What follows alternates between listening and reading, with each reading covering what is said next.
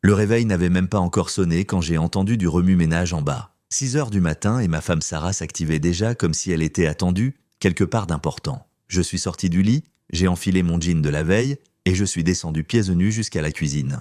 Avant de plonger plus loin dans cette histoire, j'ai une petite requête. S'il vous plaît, abonnez-vous, laissez un j'aime, commentez et cliquez sur le bouton de notification pour soutenir cette chaîne afin que d'autres puissent découvrir ces incroyables histoires Reddit. Elle était là, fredonnant un air que je ne connaissais pas, pliant ses vêtements dans sa coûteuse valise Louis Vuitton, celle que je lui avais offerte pour nos 15 ans de mariage, à l'époque où je pensais encore que les cadeaux hors de prix pouvaient réparer ce qui était brisé entre nous. « On part quelque part ?» ai-je demandé, en essayant de garder un ton léger. Sarah a levé les yeux avec ce sourire qu'elle réservait aux clients de son agence de publicité. Professionnel, répété, aussi glacial qu'un mois de janvier à Chicago. « Oh, tu es levé tôt, Mike. Je fais juste un petit voyage avec Nick. Tu te souviens de Nick, mon ami de la fac? Il m'a invité aux Maldives pour une semaine, tu sais, pour rattraper le temps perdu. » Nick? Bien sûr que c'était Nick. Nicolas Hartwell, son ex-petit ami de l'université Northwestern. Ce même Nick qui s'était insinué à nouveau dans sa vie au cours des 6 derniers mois, comme de l'huile s'infiltrant dans du béton. Ce même Nick qui appelait à 21h et la faisait rire comme je ne l'avais pas entendu rire depuis des années. « Juste tous les deux ?» ai-je demandé en me versant du café avec la machine qui ne répondait qu'aux commandes vocales de Sarah. Même notre électroménager la préférait. « Eh bien oui. Tu détestes la plage de toute façon, Mike. Tu te plains toujours qu'il y a du sable partout. Et puis, il faut bien que quelqu'un reste à la maison avec Emma. » Notre fille de 16 ans, Emma, a choisi ce moment pour entrer dans la cuisine, son sac à dos sur l'épaule, prête pour le lycée. Elle a jeté un coup d'œil à la valise, puis à moi, et a levé les yeux au ciel si fort que j'ai été surpris qu'ils ne sortent pas de leurs orbites. « Laisse tomber, papa. Maman prépare ce voyage depuis des semaines. Elle n'arrête pas d'envoyer des textos à ce sujet. » Sarah a lancé un regard noir à Emma, mais notre fille attrapait déjà une barre de céréales et se dirigeait vers la porte. « Trevor passe me prendre. À ce soir, papa. Salut maman, amuse-toi bien au paradis avec ton ami. » La façon dont Emma a prononcé le mot « ami » m'en a dit long sur la transparence des petites vacances de Sarah. Après le départ d'Emma, la cuisine fut plongée dans un silence qui donnait l'impression de se tenir au bord d'une falaise. Sarah a continué à faire ses valises, ajoutant son nouveau bikini, le rouge que je ne lui avais jamais vu porter, et cette bouteille de parfum qu'elle n'utilisait que pour les grandes occasions. « Quand as-tu dit que tu rentrerais ?» ai-je demandé. « Je ne l'ai pas dit, mais probablement dans le courant de la semaine prochaine. Nick est très flexible sur l'organisation. Tu m'étonnes qu'il l'était. Sarah, il faut qu'on en parle. » Elle a fini par s'arrêter de faire ses valises et m'a regardé droit dans les yeux. « Parler de quoi, Mike? De 2 vieux amis qui partent en vacances? Tu deviens paranoïaque. Ah bon? Parce que de mon point de vue, on dirait que ma femme s'enfuit dans un paradis tropical avec son ex-petit ami pendant que je reste à la maison à jouer les pères célibataires. Ne sois pas dramatique. Nous sommes juste amis. Nous sommes juste amis depuis 20 ans, Mike. Tu te comportes comme un adolescent jaloux. » Mais je pouvais le voir dans ses yeux, cette étincelle qui manquait à notre mariage depuis des mois. L'excitation, l'anticipation. Elle rayonnait littéralement, et cela n'avait rien à voir avec la perspective de la vue sur l'océan et des cocktails fruités. « Très bien, » ai-je dit. « Fais un bon voyage. » Le visage de Sarah s'est légèrement adouci, comme si elle était soulagée que je ne cherche pas à me battre là-dessus. « Merci de ta compréhension, j'en ai vraiment besoin, Mike. Les choses ont été tellement stressantes au travail et tu sais à quel point ça a été difficile depuis que maman est tombée malade. » Sa mère, l'atout de Sarah dans n'importe quelle dispute. Linda Morrison luttait contre un cancer depuis 8 mois et cela avait été dur pour nous tous. Mais Linda était en rémission maintenant, elle allait bien et elle n'était certainement pas la raison pour laquelle Sarah s'envolait pour les Maldives avec un autre homme. « Comment ta mère prend-elle ton départ ?» ai-je demandé. La mâchoire de Sarah s'est crispée. « Elle va bien, elle m'a encouragé à faire ce voyage. En fait, elle pense que je mérite un peu de bonheur. » « Du bonheur ?» Comme si notre mariage était une sorte de peine de prison à laquelle elle échappait temporairement. Je l'ai regardé fermer sa valise, je l'ai regardé vérifier son téléphone pour ce qui devait être la 10e fois en 5 minutes, je l'ai regardé appliquer du brillant à lèvres dans le miroir de notre couloir, comme si elle se préparait pour un rendez-vous galant. « Nick passe me prendre dans 21 minutes. » a-t-elle dit sans me regarder. Son vol ne part pas avant midi, mais il veut qu'on prenne le petit déjeuner dans ce coin près de l'aéroport. Bien sûr que oui. Nick a toujours été du genre à vouloir prolonger chaque instant, à exploiter chaque expérience pour un impact maximal. Je me souvenais de lui lors des rares fois où nous étions tous sortis ensemble à la fac. Grand, sûr de lui, le genre de mec qui portait des montres hors de prix et parlait de l'argent de sa famille sans jamais prononcer le mot. Je t'accompagnerai quand il sera là, ai-je dit. Ce n'est pas nécessaire. J'y tiens. Mais 20 minutes plus tard, une BMW noire s'est garée dans notre allée. Par la fenêtre, je pouvais voir Nick au volant, portant des lunettes de soleil malgré la matinée couverte. Il ressemblait exactement au genre d'homme qui inviterait une femme mariée aux Maldives. Sarah a attrapé sa valise et s'est dirigée vers la porte. J'ai suivi. Nick est sorti de la voiture à notre approche, tout sourire et sentant l'eau de Cologne hors de prix. « Mike, ravi de te voir, mec.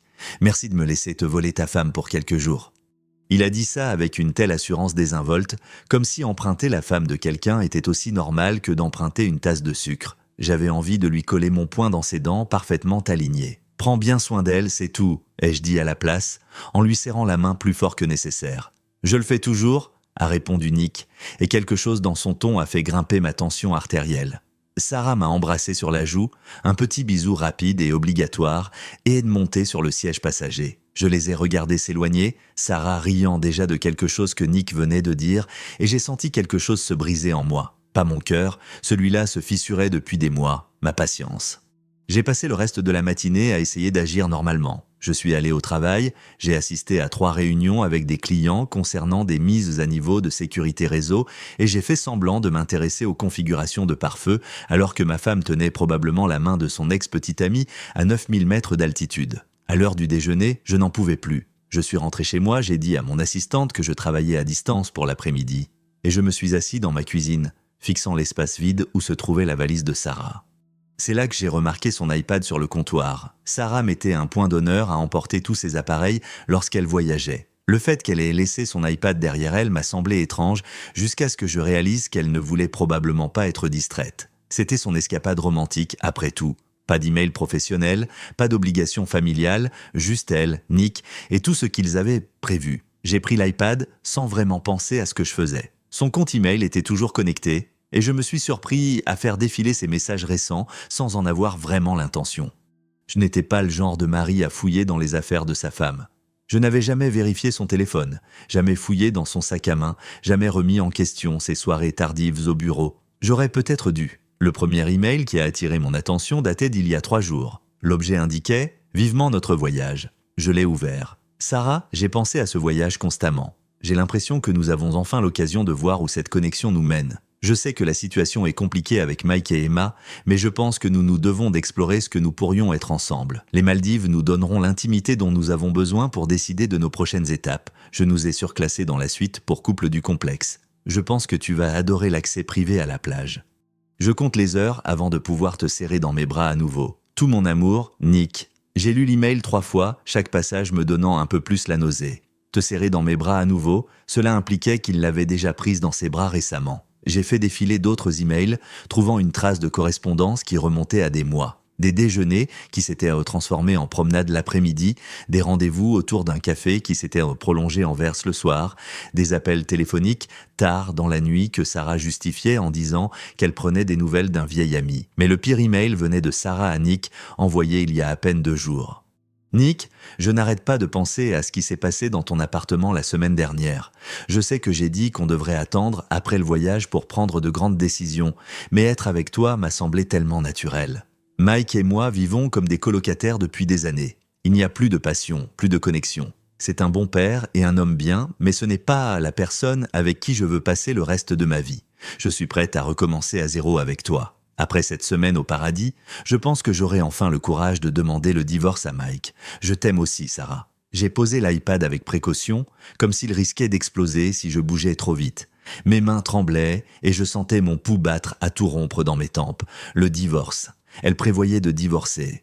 Après 18 ans de mariage, après avoir construit une vie ensemble, après avoir élevé une fille ensemble, elle était prête à tout gâcher pour son petit ami de la fac. Et elle m'avait trompé dans son appartement, probablement à de multiples reprises, vu la façon désinvolte dont elle en parlait. Je me suis dirigé vers notre meuble-bar et me suis versé une bonne dose de bourbon, même s'il n'était que 14 heures. Puis je me suis assis à la table de la cuisine et j'ai essayé de comprendre ce que j'étais censé faire de cette information. Je pourrais l'appeler, la confronter pendant qu'elle était encore à l'aéroport avant qu'il ne monte dans l'avion. Mais à quoi cela servirait-il? Elle nierait, ou pire, elle l'admettrait et mettrait fin à notre mariage par téléphone tout en embarquant sur un vol pour le paradis avec un autre homme.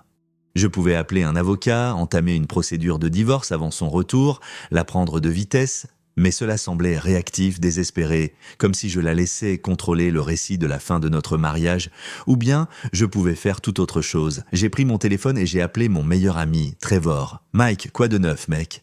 Tu ne devrais pas être au boulot ?» Trevor Morrison possédait une salle de boxe en centre-ville. Il était aussi le frère aîné de Sarah, ce qui avait rendu notre amitié compliquée au fil des ans.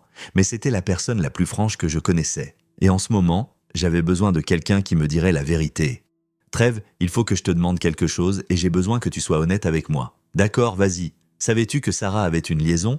Le silence à l'autre bout du fil a duré environ 10 secondes de trop. « Ah, Mike. Donc, c'est un oui. » Écoute, je n'en étais pas sûr, mais Linda a mentionné avoir vu Sarah déjeuner avec un type il y a quelques semaines, se tenant la main, l'air intime. Je lui ai dit que ce n'était probablement rien, que Sarah ne te ferait pas ça. Linda, la mère de Sarah qui était censée encourager ce voyage, qui savait apparemment que sa fille lui trompait son gendre et n'avait rien dit. Le type, c'était Nick Hartwell, son ex de la fac. Ils sont aux Maldives ensemble en ce moment même.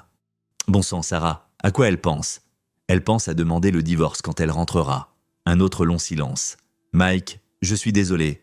J'aurais dû dire quelque chose quand maman m'a parlé du déjeuner. J'aurais dû t'avertir. Ce n'est pas ta faute de Trèves, mais j'ai besoin d'une faveur. Ce que tu veux. J'ai besoin d'utiliser ta salle ce soir après la fermeture. J'ai besoin de frapper quelque chose jusqu'à ce que mes mains saignent.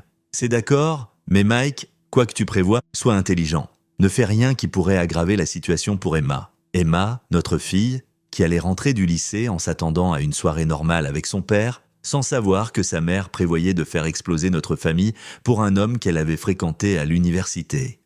Je ne ferai rien de stupide, ai-je dit à Trevor, mais je ne vais pas me laisser faire et la laisser détruire notre famille sans conséquences. Quel genre de conséquences? J'ai regardé autour de notre cuisine, les photos de famille sur le réfrigérateur, la tasse de café que Sarah avait laissée dans l'évier avec des taches de rouge à lèvres sur le bord, la vie que nous avions construite ensemble et qu'elle avait tellement hâte d'abandonner. Je ne sais pas encore, mais elle ne va pas avoir le beurre et l'argent du beurre. Si elle veut être avec Nick, très bien, mais elle va tout perdre au passage.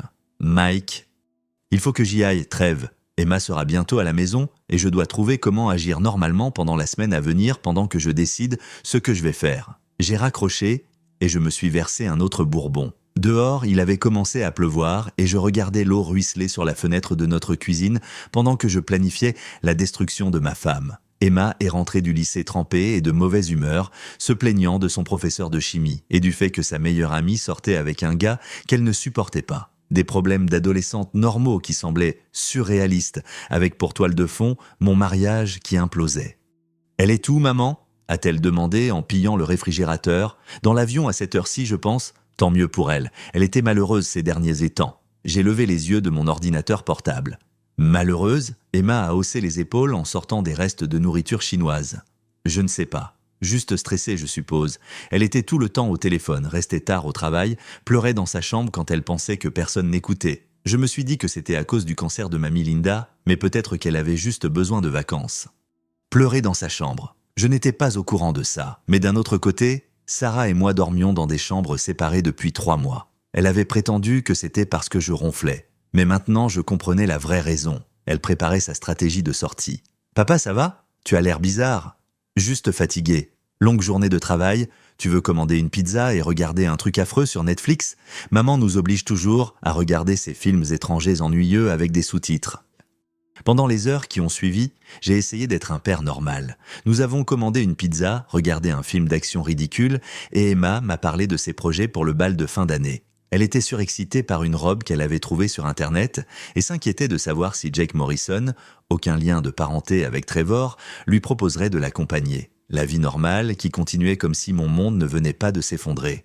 Vers 22h, mon téléphone a vibré avec un texto de Sarah. « Bien arrivé. L'hôtel est magnifique. On s'appelle demain. » J'ai fixé le message pendant un long moment avant de répondre. « Content que tu sois bien arrivé. Amuse-toi bien. » Ce que je voulais écrire, c'était « Je suis au courant pour Nick. Je suis au courant pour la liaison. Je sais que tu prévois de demander le divorce. Profite de ta dernière semaine où tu as tout ce que tu veux parce que c'est sur le point de se terminer. » Mais je ne l'ai pas fait. J'apprenais la patience. Le lendemain matin, après le départ d'Emma pour le lycée, j'ai conduit jusqu'à la salle de sport de Trevor. Je l'ai trouvé dans son bureau en train de trier de la paperasse et l'air coupable. « Comment tu tiens le coup ?» a-t-il demandé. « J'ai connu des jours meilleurs. j'ai besoin d'une autre faveur. Dis-moi, j'ai besoin que tu appelles ta mère. Découvre tout ce qu'elle sait sur Sarah et Nick. Quand ça a commencé, à quel point c'est sérieux, si d'autres personnes sont au courant. Trevor a bougé avec gêne. Mike, je ne sais pas si c'est une bonne idée. Les drames familiaux, ça devient vite compliqué. C'est déjà compliqué, Trev. Ta sœur me trompe avec son ex et prévoit de divorcer à son retour de leurs vacances romantiques.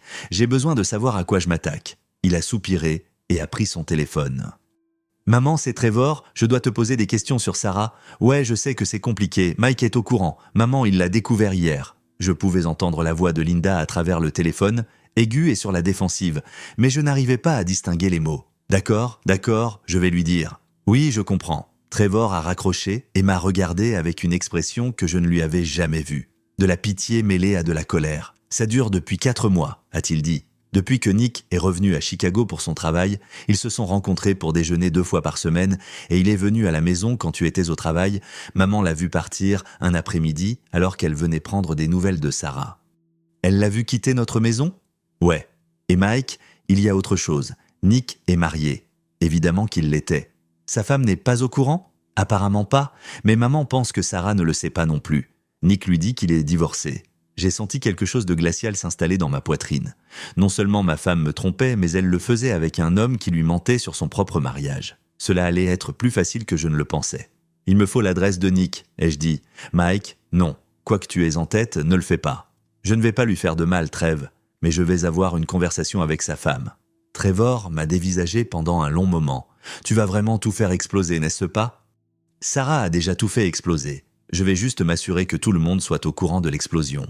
Il m'a fallu 3 heures de recherche sur Internet pour trouver l'adresse de Nick. Les réseaux sociaux ont facilité les choses.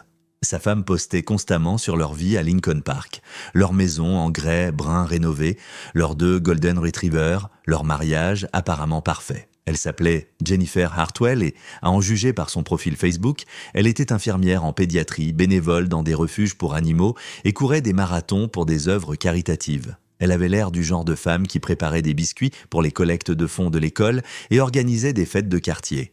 Elle n'avait certainement pas l'air du genre de femme qui méritait que son mari s'enfuit aux Maldives avec sa petite amie de l'université. J'ai conduit jusqu'à leur maison ce soir-là, après m'être assuré qu'Emma était en sécurité chez son amie pour une soirée pyjama. La maison était exactement comme je l'imaginais. De bon goût, chère, parfaitement entretenue. Le genre d'endroit qui hurlait, couple de cadres dynamiques sans enfants avec beaucoup de revenus disponibles. Jennifer a répondu à la porte vêtue d'un pantalon de yoga et d'un sweat de l'université Northwestern. Elle était plus jolie que sur ses photos, avec des yeux doux et un sourire ouvert qui rendait ce que j'allais faire encore plus terrible. « Puis-je vous aider ? Madame Hartwell, je m'appelle Mike Patterson. Je crois qu'il faut que nous parlions de votre mari. » Son sourire s'est effacé. « Je suis désolé, de quoi parlez-vous ? Nick est aux Maldives en ce moment même avec ma femme. J'ai pensé que vous deviez le savoir. » Pendant un moment, elle m'a simplement fixé. Puis elle a reculé et a grand ouvert la porte. « Vous feriez mieux d'entrer. » Son salon était immaculé, décoré dans des tons de blanc et de gris, avec des photos de familles professionnelles sur toutes les surfaces. Des photos de Nick et Jennifer à leur mariage en vacances, lors d'événements caritatifs. Toute une vie documentée dans des cadres en argent. Nick m'a dit qu'il était à Singapour, a dit doucement Jennifer. Un voyage d'affaires ? Il a fait beaucoup de voyages d'affaires ces derniers temps. Je suis désolé d'être celui qui vous l'apprend, mais ils se voient depuis des mois. J'ai trouvé des emails entre eux. Ils prévoient de quitter leur conjoint à leur retour. Jennifer s'est assise lourdement sur son canapé blanc.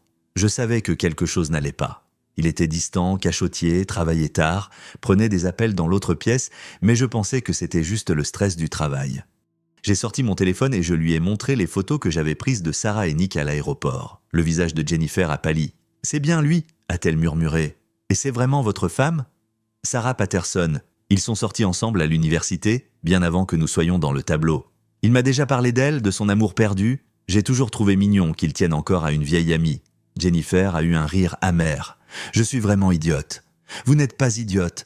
Vous avez fait confiance à votre mari. C'est ce qu'on est censé faire dans un mariage. Depuis combien de temps êtes-vous au courant ? Je l'ai découvert hier. Ils sont partis hier matin. Jennifer est restée silencieuse pendant un long moment, fixant les photos sur sa table basse. Nous essayons d'avoir un bébé, a-t-elle finalement lâché. Depuis 2 ans, je prends des traitements pour la fertilité, je consulte des spécialistes. Ils disaient qu'ils voulaient des enfants autant que moi. J'ai eu la nausée, cette femme ne méritait rien de tout cela. Madame Hartwell, j'ai une proposition à vous faire. Elle a levé les yeux. Quel genre de proposition? Ils pensent qu'ils vont rentrer de leurs vacances romantiques et gérer soigneusement la fin de leur mariage.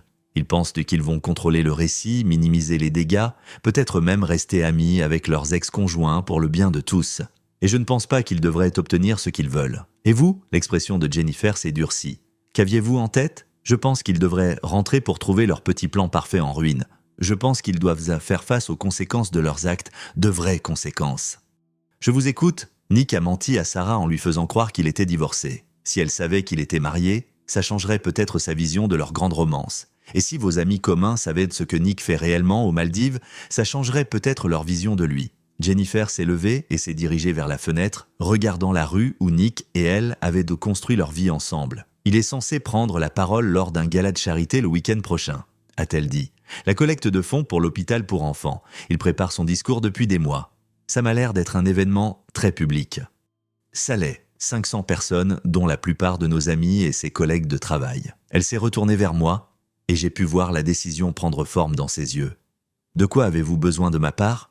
Au cours des 3 jours suivants, Jennifer et moi sommes devenus des alliés improbables de la destruction. Nous nous sommes rencontrés 2 autres fois. Une fois dans un café du centre-ville et une fois chez moi pendant qu'Emma était au lycée. Jennifer était méthodique, organisée et bien plus impitoyable que ce à quoi je m'attendais de la part de quelqu'un qui avait l'air de sortir d'une carte de vœux de Noël. J'ai abordé tout ça sous le mauvais angle, m'a-t-elle dit lors de notre 2e rencontre. J'étais concentré sur la vengeance, mais ce dont nous avons vraiment besoin, c'est de justice.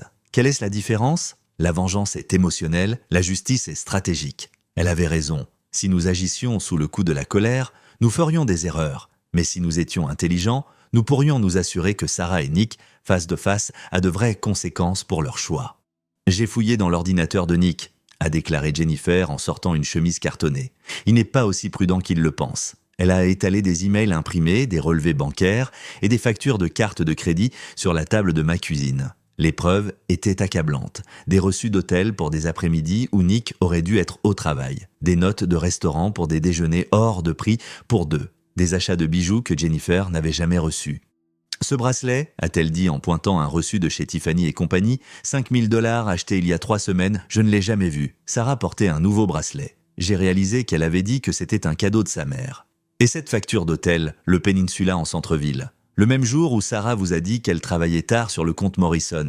Nous avions reconstitué la chronologie de leur liaison, et c'était pire que ce que je pensais. Ils ne se voyaient pas seulement pour déjeuner et prendre un café. Ils passaient des après-midi entiers ensemble à jouer à la dinette dans des chambres d'hôtel de luxe pendant que Jennifer et moi menions nos vies normales. Il y a autre chose, a ajouté Jennifer. Nick a déplacé de l'argent, d'importants transferts vers des comptes que je ne connais pas. Elle m'a montré des relevés bancaires qui révélaient un schéma de tromperie financière. Nick siphonnait de l'argent de leurs comptes communs, soi-disant pour des investissements commerciaux, mais l'argent partait sur des comptes offshore. Je pense qu'il prévoyait de disparaître avec Sarah depuis des mois, a dit Jennifer. Ce n'est pas seulement une liaison, c'est du vol? Pouvez-vous le prouver? J'y travaille. J'ai une amie qui est experte comptable judiciaire. Elle m'aide à remonter la piste de l'argent. Pendant que Jennifer s'employait à dénoncer les crimes financiers de Nick, je me suis concentré sur la vie professionnelle de Sarah. Ma femme était fière de sa carrière, fière de la réputation qu'elle s'était bâtie chez Morrison et Associés. Elle avait travaillé pendant 15 ans pour devenir directrice de la création. Et son image professionnelle était tout pour elle. Ce serait dommage que cette image soit ternie. J'ai commencé par les réseaux sociaux. Les comptes Facebook et Instagram de Sarah étaient remplis de photos de son voyage avec Nick. Des photos de plage, des dîners au coucher du soleil, des activités de couple. Elle n'essayait même pas de cacher la nature romantique de leurs vacances. Elle avait sous-titré une photo. J'ai enfin retrouvé le bonheur et avait identifié Nick dans chaque publication. J'ai fait des captures d'écran de tout. Ensuite, j'ai fait quelques recherches sur les plus gros clients de Morrison et Associés. L'agence de Sarah avait une clause de moralité très stricte dans ses contrats. Tout comportement susceptible de nuire à la réputation de l'agence était un motif de licenciement immédiat. Une liaison avec un homme marié, documentée sur les réseaux sociaux, remplissait très certainement ce critère. J'ai rédigé un email anonyme au PDG de l'agence, incluant les captures d'écran des publications de Sarah sur les réseaux sociaux et des copies de ses emails avec Nick. Je ne l'ai pas encore envoyé, mais il était prêt. « Vous allez vraiment la faire renvoyer ?» a demandé Jennifer lorsque je lui ai parlé de l'email. Elle se fait renvoyer toute seule, je m'assure juste que les bonnes personnes foient de l'épreuve. Et pour Emma, comment va-t-elle gérer tout ça? C'était la question qui m'empêchait de dormir la nuit. Emma avait 16 ans, assez âgée pour comprendre ce qui se passait, mais assez jeune pour en être dévastée. Elle aimait sa mère malgré les défauts de Sarah et elle allait souffrir, peu importe la façon dont les choses allaient tourner. Je protégerai Emma autant que je pourrai, ai-je dit. Mais je ne laisserai pas Sarah détruire notre famille sans conséquence, juste pour épargner à notre fille de la douleur à court terme. Jennifer a hoché la tête. Nick a toujours dit qu'il voulait des enfants. Je suppose qu'il n'en voulait tout simplement pas avec moi. Tant pis pour lui. Non, Mike, c'est son choix. Et maintenant, il va devoir vivre avec les conséquences de ce choix. Le jeudi, Sarah a appelé pendant que j'étais au travail. J'ai laissé sonner jusqu'au répondeur, puis j'ai écouté son message pendant ma pause déjeuner. « Salut chérie, je voulais juste prendre des nouvelles. Le temps ici est parfait et le complexe est incroyable. Nick est un super guide touristique. Il connaît tous les meilleurs endroits de l'île. Je me sens tellement détendue et heureuse. Je pense que ce voyage est exactement ce dont j'avais besoin. Je rappellerai demain. Je t'aime. » La façon désinvolte dont elle l'avait dit, comme si elle ne prévoyait pas de divorcer, comme si elle ne partageait pas son lit avec un autre homme, m'a fait bouillir le sang. J'ai transféré le message vocal à Jennifer avec un texto. « J'ai pensé que vous aimeriez entendre à quel point il s'amuse. » Elle a répondu immédiatement. « Le gala de charité a lieu demain soir. Êtes-vous prêt? Plus que prêt? Bien. » Parce que je viens de découvrir où Nick cache l'argent qu'il a volé sur nos comptes. Mon amie experte comptable pense qu'il y a de quoi porter des accusations criminelles. De combien parle-t-on? 200 000 $ transférés sur des comptes offshore au cours des 6 derniers mois. J'ai fixé mon téléphone. Nick n'avait pas seulement trompé sa femme. Il l'avait volé pour financer sa nouvelle vie avec Sarah. Envoyez-moi tout ce que vous avez. Il est temps d'en finir. Le vendredi soir, le gala de charité de l'hôpital pour enfants s'est tenu au Palmer House Hotel en centre-ville. Jennifer avait prévu d'y assister avec Nick depuis des mois, mais de toute évidence, ses plans avaient changé. Au lieu de cela, elle y était seule, vêtue d'une robe noire qui lui donnait l'air d'une veuve, portant une enveloppe cartonnée qui contenait la fin de la réputation de Nick. Je n'étais pas au gala. J'étais à la maison avec Emma, l'aidant à réviser pour ses examens et essayant de faire comme si mon monde n'était pas sur le point d'exploser. Mais Jennifer et moi n'avions pas arrêté de nous envoyer des textos toute la soirée, coordonnant notre emploi du temps. Je viens d'arriver. Nick doit prendre la parole à 20h30. Parfait. J'envoie l'email au patron de Sarah à 20h45. Son discours porte sur l'importance de la confiance et de l'intégrité dans la construction de communautés fortes. L'ironie est parfaite. À 20h30, j'étais assis dans mon salon à regarder Emma surligner des passages dans son livre de préparation aux examens quand mon téléphone a vibré avec un texto de Jennifer. Il est sur scène. J'imaginais Nick au pupitre, confiant et charmant, parlant de confiance et d'intégrité pendant que sa femme était assise dans le public avec les preuves de ses crimes. Je me demandais si Sarah regardait la diffusion en direct depuis leur chambre d'hôtel, fière de son petit ami qui réussissait et de son travail caritatif. À 20h35, il explique à quel point sa femme l'inspire à devenir un homme meilleur. À 20h40, la séance de questions-réponses commence. À 20h43, je me dirige vers le micro. J'ai retenu mon souffle. En attendant, à 20h45, j'ai envoyé l'email au PDG de Morrison et Associés, avec copie à toute l'équipe de direction. Objet: problème urgent de conduite d'un employé. À 20h46, mon téléphone a sonné. C'était Jennifer. Je l'ai fait, a-t-elle dit, et je pouvais entendre le chaos en fond sonore, des voix, de la confusion, quelqu'un appelant la sécurité. « Qu'est-ce que vous avez dit ?» Je lui ai demandé d'expliquer comment le fait de voler 200 000 $ à sa femme pour financer une liaison avec une femme mariée s'alignait avec ses valeurs de confiance et d'intégrité devant 500 personnes. Devant 500 personnes, le direct vidéo et les journalistes du Tribune et du Sun-Times. Je pouvais entendre la voix de Nick en arrière-plan, essayer d'expliquer, essayer de contrôler la situation, mais il était trop tard pour limiter les dégâts. « Jennifer, est-ce que ça va ? » « Je vais parfaitement bien, Mike. Pour la première fois depuis des mois, je vais absolument parfaitement bien. » Nous avons raccroché et je suis resté assis dans mon salon à écouter Emma se plaindre de problèmes de géométrie pendant que la vie de Nick implosait en temps réel de l'autre côté de la ville. Mon téléphone a commencé à vibrer avec des alertes d'actualité. Un homme d'affaires de premier plan de Chicago accusé de fraude lors d'un gala de charité. Un scandale éclate lors d'une collecte de fonds pour l'hôpital pour enfants. Nick Hartwell accusé de liaison et de vol. À 21h, c'était en tendance sur Twitter. À 22h, Sarah m'appelait des Maldives. Je n'ai pas répondu. Elle a rappelé à 22h15, puis à 22h30, puis à 22h45.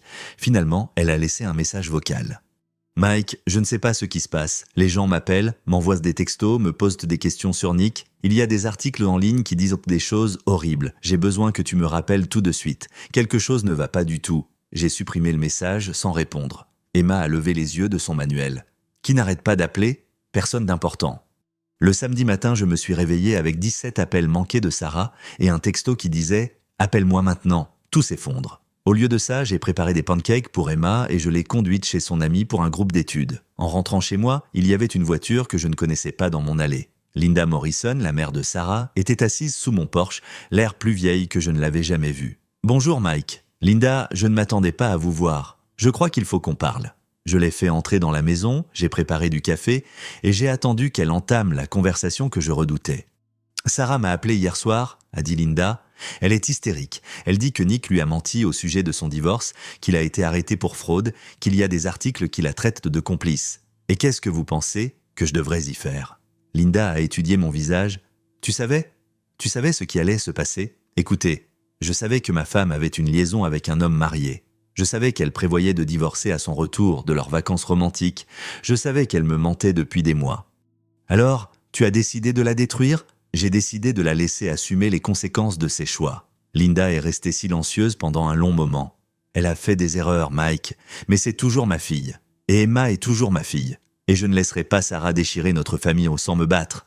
Et le pardon? Et si on essayait d'arranger les choses? J'ai ri, mais il n'y avait aucune once d'humour. Linda, votre fille prévoyait de me quitter depuis des mois. Elle a volé du temps, volé de l'affection, volé la vie que nous avons construite ensemble pour la donner à un autre homme. Elle n'a pas fait une erreur, elle a pris une série de décisions calculées. Et maintenant, elle doit vivre avec les résultats. Elle veut rentrer à la maison, elle veut essayer de réparer les choses. Elle veut rentrer à la maison parce que son plan de secours est tombé à l'eau. Nick ne peut plus quitter sa femme maintenant. Il va avoir besoin de son soutien pour lutter contre les accusations de fraude, et la carrière de Sarah est probablement terminée. Elle a besoin de moi maintenant. Alors soudainement, elle veut sauver notre mariage. Vas-tu au moins lui parler? J'y ai réfléchi. Une partie de moi voulait entendre Sarah essayer de s'expliquer, de justifier ce qu'elle avait fait. Une partie de moi voulait l'entendre implorer mon pardon, mais une plus grande partie de moi en avait fini avec tout ça. Non, Linda, je ne le ferai pas. Sarah a fait son choix lorsqu'elle a pris cet avion avec Nick. Maintenant, elle va devoir vivre avec. Linda est partie sans dire un mot de plus, et j'ai passé le reste du samedi à me préparer au retour de Sarah. J'avais déjà déménagé ses affaires dans la chambre d'amis. J'avais déjà consulté un avocat spécialisé dans le divorce. J'avais déjà ouvert mon propre compte bancaire et commencé à séparer nos finances. Dimanche, l'histoire avait fait la une de l'actualité nationale. La liaison d'un homme d'affaires de Chicago dévoilée lors d'un gala de charité était en tendance sur les réseaux sociaux et la société de Nick avait publié un communiqué annonçant sa suspension en attendant les résultats d'une enquête.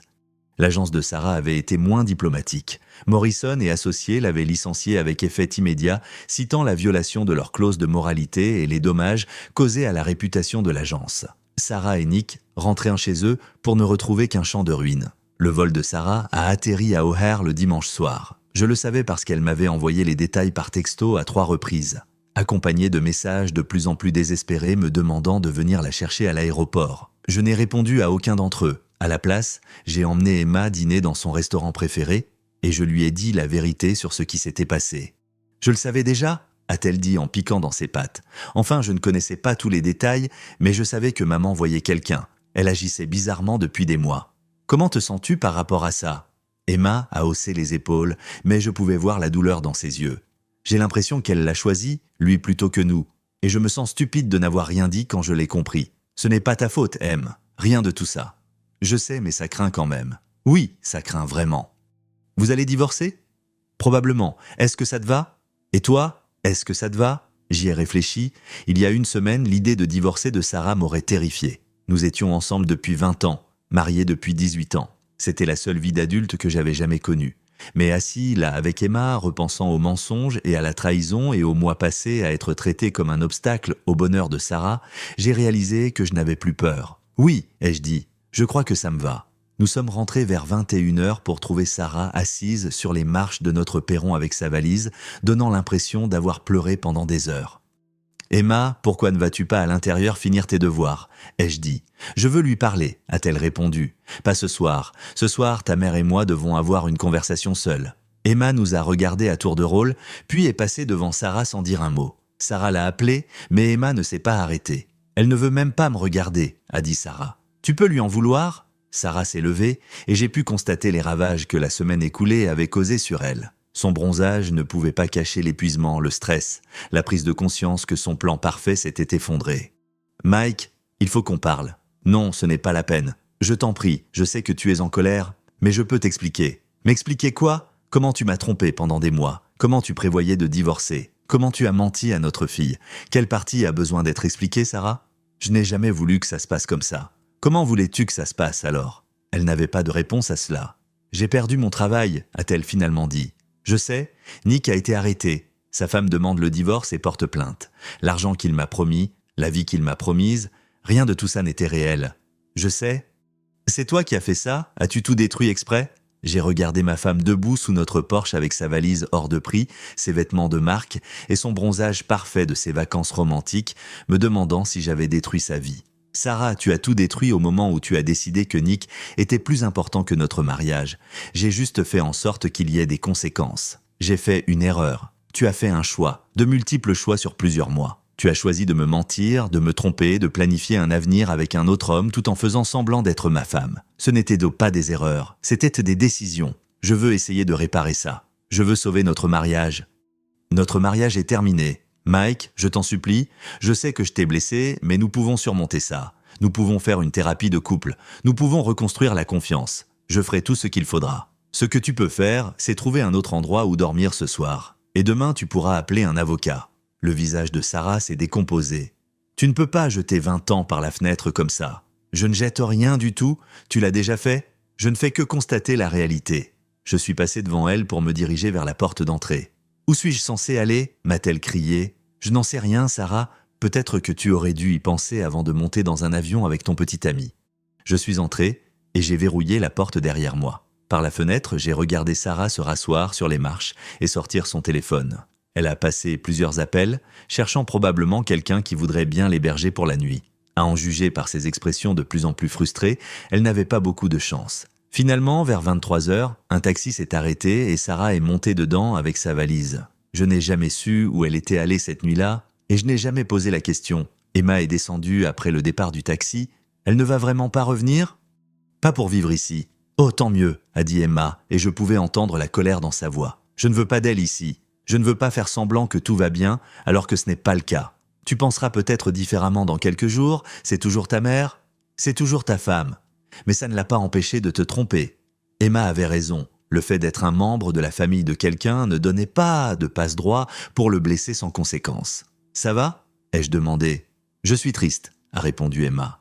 Mais je suis aussi un peu soulagée. Les disputes, la tension, sa façon d'agir, c'était horrible. Peut-être que maintenant nous pourrons juste être honnêtes. Surtout, cette nuit-là, je suis resté au lit à penser à la semaine écoulée, aux choix que j'avais faits et aux conséquences qu'ils avaient entraînées. J'avais détruit la liaison de ma femme, sa carrière, sa relation avec sa fille et ses projets d'avenir. J'aurais dû me sentir coupable. Au lieu de cela, je me sentais libre. Le juge a signé le jugement un mardi gris du mois de mars. Sarah a quitté le tribunal avec son SUV, sa garde-robe et un chèque qui lui permettrait de s'en sortir pendant 12 mois, si elle vivait modestement. Tout le reste, la maison, les économies, le fonds d'études d'Emma, est resté avec nous. Nick a écopé de 36 mois de prison fédérale. Jennifer a gardé la maison, le chien et le nouveau chiot Golden Retriever qu'elle a mis sur sa carte de vœux de Noël. Elle était rayonnante. Sarah a accepté un poste de rédactrice junior à Milwaukee pour la moitié de son ancien salaire et a déménagé dans la semaine. Les ragots avaient fini par la rattraper. Emma la voit une fois par mois dans un café près de l'autoroute I-94. Les visites sont polies, courtes et à sens unique. Elle appelle toujours ça une erreur, m'a dit Emma sur le chemin du retour. Elle ne regrette pas de l'avoir fait. Elle regrette que la facture soit arrivée. C'était la dernière fois qu'Emma a demandé une explication. Trevor et moi sommes plus proches que jamais. Il s'en veut toujours d'être resté silencieux. Je n'arrête pas de lui dire que s'il m'avait prévenu plus tôt, Sarah aurait retourné l'histoire à son avantage en premier. De cette façon, la vérité est arrivée nue et indéniable. Le mois d'avril est arrivé chaudement. Exactement un an après que Sarah s'est envolée pour les Maldives avec la carte American Express de Nick, Emma et moi avons peint le salon en vert sauge. Nous avons décroché le grand portrait de mariage et l'avons remplacé par une photo de nous deux au match des Cubs de l'été dernier. Coup de soleil, rire, liberté, en plein coup de pinceau, Emma a dit « Je suis fière de toi, papa. » Pourquoi? Pour ne pas avoir cédé. Pour avoir prouvé que les gens ne peuvent pas tout détruire et s'en aller en souriant. J'ai posé mon rouleau et je l'ai serré dans mes bras, avec la peinture et tout le reste. Cette nuit-là, Sarah a envoyé un texto. 1 an après le voyage qui a tout changé. Je pense à toi et à M. J'espère qu'un jour, tu pourras me pardonner. Je l'ai supprimé comme le autre. Le pardon exige de se soucier de l'autre. J'ai épuisé mon stock quelque part au-dessus de l'Atlantique pendant qu'elle sirotait du champagne avec le mari d'une autre. Emma dort au bout du couloir. Trevor vient demain pour aider à poser les nouvelles étagères. La maison sent la peinture fraîche, la pizza au pepperoni et les nouvelles possibilités. Je sors sur le porche avec une bière. Je regarde la rue calme que je partageais avec une menteuse et je réalise une chose toute simple. Je n'ai pas perdu ma femme.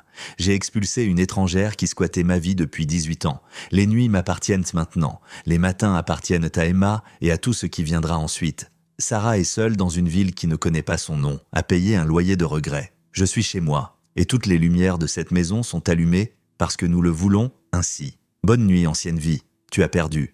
Nous ne faisons que commencer. N'oubliez pas de liker et de vous abonner pour ne rien rater des prochaines histoires. Et dites-moi en commentaire, d'où est-ce que vous nous écoutez? Hi Valfor. It's been fun.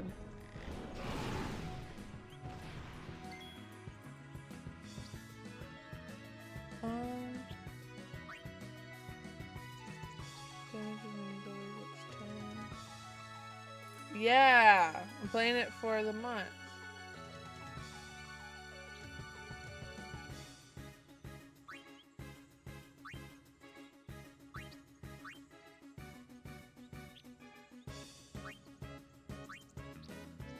Garuda.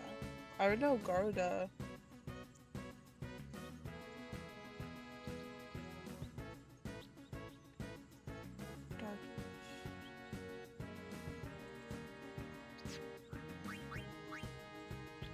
I don't have any dark.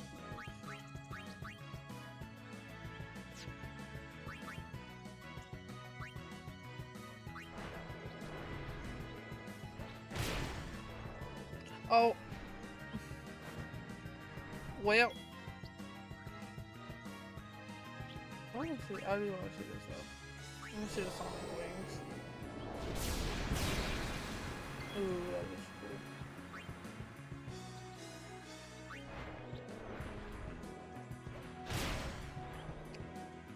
The Valport is sick.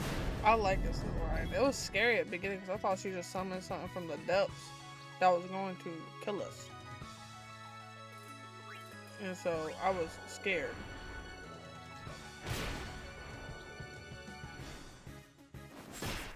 Or she was about to do something. This came from a thing and she was going to snatched.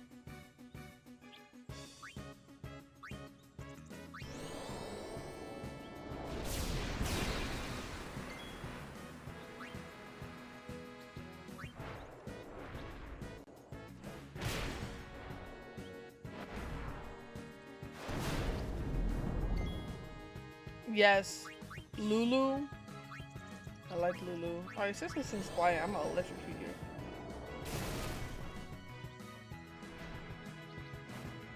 Miss. Ooh, overdrive. Okay, what quick time am I going to get?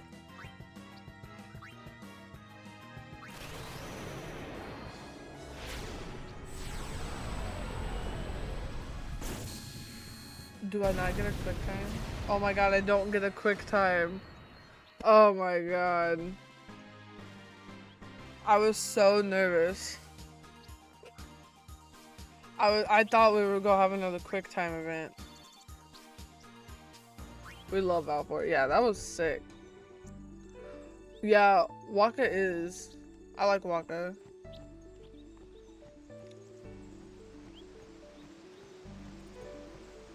I don't know how to get up. I don't even know how to get up to the thing. Yeah, Mr. Hydrated. Another one? Another one of those. No problem. Leave this one to me. Say goodnight, birdie.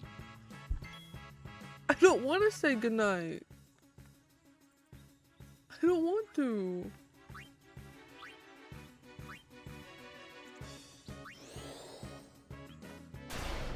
Damn.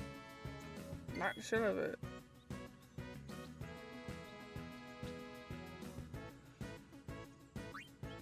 I just want you to hit it. Let me see. Oh my god, I love that little. What is that little creature? I like him. Can we summon him again? Yeah. Summon the bird.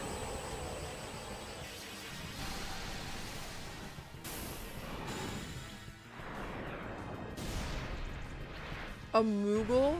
That's what it's called? A Moogle? That's adorable.